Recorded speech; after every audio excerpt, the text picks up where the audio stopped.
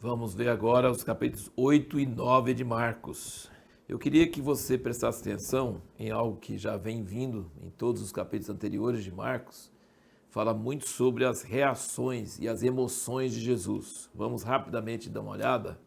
O capítulo 1, 41 diz: Jesus, pois, compadecido dele, do leproso, estendendo a mão, tocou e disse: quero ser limpo. Jesus, compadecido dele. Foi a compaixão de Jesus que gera os milagres. Você vai ver isso quantas vezes. Capítulo 2 de Marcos, versículo 5 diz: e Jesus, vendo-lhes a fé, disse ao paralítico: filho, perdoados são os teus pecados. Então ele viu eles descendo o homem pelo telhado da casa e vendo a fé, disse ao paralítico. É reação de Jesus.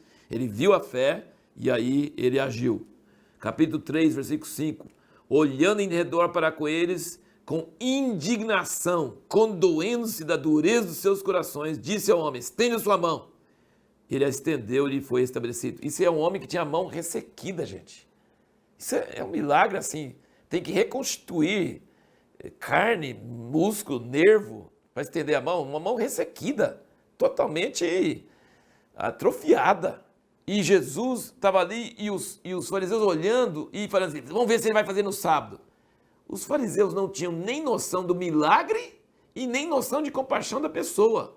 E aqui eu digo que é um milagre que Jesus fez com raiva. Ele fez com compaixão do homem, logicamente, mas ele diz aqui: ele olhou em redor para eles com indignação, condoendo-se da dureza dos seus corações. A compaixão dele do homem e a raiva deles de não ter compaixão do homem. Olha que coisa. Então, assim, veja, uma cura estabelecida com raiva e com compaixão também. No capítulo 4, 40, quando ele acalmou a tempestade, então ele lhes perguntou: por que sois assim tímidos? Ainda não tendes fé? O capítulo 5, versículo 30, ele diz: e logo Jesus, percebendo em si mesmo que saíra dele poder, virou-se no meio da multidão e perguntou: quem me tocou as vestes? Ele sentiu sair a cura para aquela mulher que tocou ele. Capítulo 6, versículo 6 diz: admirou-se da incredulidade deles. Versículo 34 do 6. E Jesus, ao desembarcar, viu uma grande multidão e compadeceu-se deles, porque eram como ovelhas que não têm pastor. Então Jesus, a compaixão dele levou ele a multiplicar aqueles pães com compaixão pela multidão. E o capítulo 8 aqui, versículo 2, ele fala: tenho compaixão da multidão, porque já faz 3 dias que estão comigo e não tenho o que comer. Compaixão gerou a outra multiplicação dos pães. E o versículo 12, ele, suspirando profundamente em seu espírito, disse: por que pede essa geração um sinal? Ele, diante dos fariseus pedindo um sinal para provar que ele é Messias, ele suspirou profundamente em seu espírito. Está vendo? Outros evangelhos só falam que ele respondeu, o que ele falou. Aqui em Marcos ele explica o sentimento de Jesus, as emoções de Jesus, suspirando para curar, suspirando para reclamar dos fariseus, da pergunta deles, né?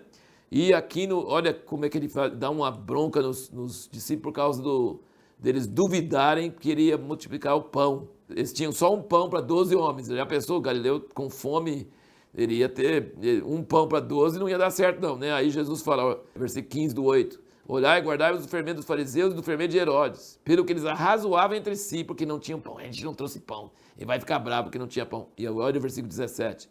Jesus, percebendo isso, disse: por que arrazoais por não terdes pão? Não compreendeis ainda? Não entendeis? Tende o vosso coração endurecido? Tende olhos, não vedes? Tendo ouvidos, não ouvis? Não vos lembrais? Quando partiu os 5 pães por 5.000, quantos cestos cheios de pedaços levantaste? Ele está falando igual a mãe brigando com os filhos. Tem olho e não vê? Tem ouvido e não ouve? Quantos cestos pegaram das sobras? Respondeu ele: 12. E quando partiu os 7 por 4.000, quantas alcovas cheias de pedaços levantaste? Respondeu ele: 7. Não entendeis ainda? Então você vê como Jesus estava bravo, né? Como ele estava bravo e como ele não tinha paciência, com incredulidade, e como ele tinha compaixão, e a compaixão gerava os milagres nas pessoas. Aqui do versículo 22 ao 26, mostra a cura de um cego em 2 etapas. Ele começou a levantar os olhos, viu os homens como árvores andando, e depois teve que ter o outro toque, e aí ele viu completamente. Mais uma vez você vê como que Marcos explica mais, e diz que Jesus cuspiu nos olhos dele, impôs-lhe as mãos, perguntou: vês alguma coisa? Então o milagre de Jesus não era assim, toque de condão, de mágica, né? Era um processo, era algo envolvido. Às vezes, nesse caso, não foi de uma vez, foi em 2 etapas, né? Algo que demorava. E aqui nós vemos também uma coisa muito importante, que Jesus sempre fala sobre a vinda dele na glória dos anjos, com os anjos da glória do seu Pai. Então Jesus vivia aqui na terra pensando na sua segunda vinda, falando com as pessoas para preparar para a sua segunda vinda. Olha aqui no capítulo 8, versículo 38, diz: porquanto qualquer que entre essa geração adúltera e pecadora se envergonhar de mim, das minhas palavras, também ele se envergonhará, o Filho do Homem, quando vier na glória de seu Pai com seus santos anjos. Então ele está sempre falando da vinda dele na glória de seu Pai com os santos anjos. Você percebe que isso aqui é uma ênfase de Jesus. Ele vivia com essa perspectiva e achava que nós também deveríamos viver com essa perspectiva de não se envergonhar dele agora, para que Jesus não se envergonhe de nós quando ele vier com os santos anjos. E aí no versículo 1 do 9 ele diz: disse-lhes mais, em verdade vos digo que dos que aqui estão, alguns há que de modo nenhum provarão a morte, até que vejam o reino de Deus já chegado com poder. Aí você fala assim, mas não veio até hoje, como é que eles não provaram a morte até ver? Mas aí no versículo 2 fala: 6 dias depois, tomou Jesus consigo a Pedro, Tiago e João, e foi transfigurado diante deles. Eles viram Jesus por alguns minutos, na glória que ele vai ter quando ele voltar. Então ele chama isso de reino de Deus vindo com poder, tá? Então eles não morreram antes de ver o reino de Deus vindo com poder, porque 6 dias depois eles viram, tá? Então eles não viram o reino de Deus sendo estabelecido na terra, segundo a vinda de Cristo. Isso não aconteceu até agora. Mas eles viram Jesus em glória, não da forma carnal como ele estava antes, mas em glória, transfigurado. E Jesus sabia que isso ia acontecer e levou 3 com ele, Pedro, Tiago e João. Sempre leva esses 3. Por que ele levou 3? Para que eles fossem testemunhas. Porque senão podia falar que era uma alucinação. Mas não tem alucinação coletiva. Se 3 pessoas veem a mesma coisa, é porque realmente aquela coisa existiu.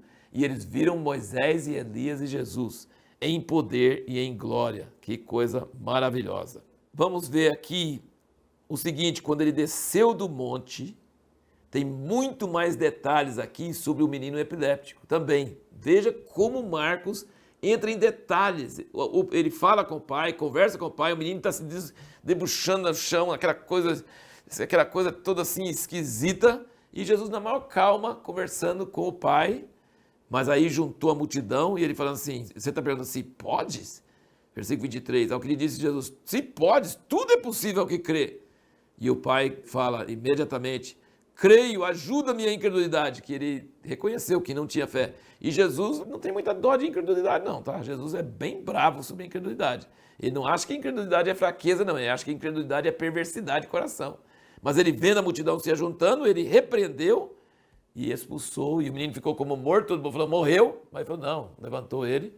E aí os discípulos perguntam, por que a gente não conseguiu expulsar? E ele falou, essa casta só sai com jejum e oração. Mas Jesus não jejuou e orou. Jesus expulsou na hora. E a pergunta nossa no último vídeo foi essa: por que Jesus não precisou jejuar e orar? Sabe por quê? Porque ele passou pela tentação do diabo. Ele amarrou o valente. Ele andava no nível de autoridade que não precisava de jejuar e orar para atingir aquele nível. Ele já estava andando sempre nesse nível. Mas para nós termos essa autoridade, a gente precisa realmente chegar no jejum e na oração para poder ter esse nível de autoridade. E aí, terminando o capítulo 9, ele fala sobre umas coisas muito radicais. Ele fala aqui no 9, ele fala assim, versículo 43, se a tua mão te fazer tropeçar, corta. Versículo 45, se o teu pé te fizer tropeçar, corta. Versículo 47, se o teu olho te fizer tropeçar, lança-o fora. Melhor entrares no reino de Deus com um só olho do que ter 2 olhos e ser lançado no inferno. Então Jesus está sempre falando sobre entrar no reino de Deus. Jesus vivia com a perspectiva do reino. E nós temos muita dificuldade em ser radical, em cortar. Nós gostamos de ser normal, nós gostamos de ser acomodado. Nós não gostamos de ser radicais. E Jesus está falando assim, tem que ser radical. Diante das realidades do céu e do inferno, você tem que ser radical. E a pergunta que nós vamos fazer para o próximo vídeo responder é lícito ter ambição espiritual?